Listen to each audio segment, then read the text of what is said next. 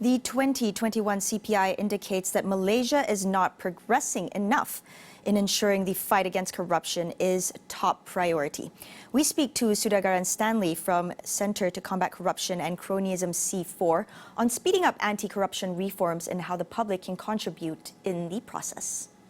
This can be mainly attributed to the fact that we are actually downtracking on many of the reforms that the government has actually promised throughout the past years and so on.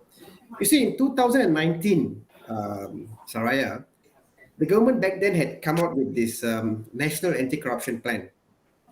And the National Anti-Corruption Plan, the NACP, is a comprehensive document, a plan, initiative or strategy, whatever you call it, that addresses corruption in this country.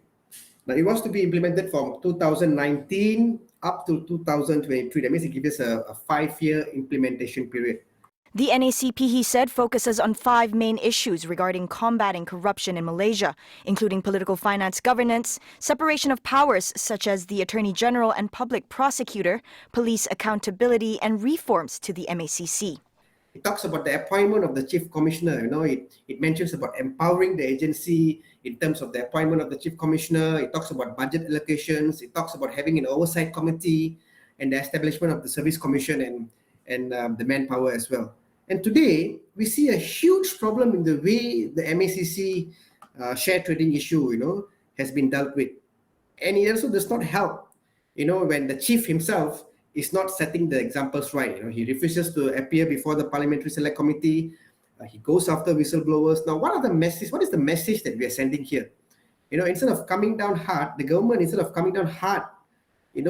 to ensure that the entire investigations are conducted transparently and that all questions are answered, they seem not to be taking the matter seriously.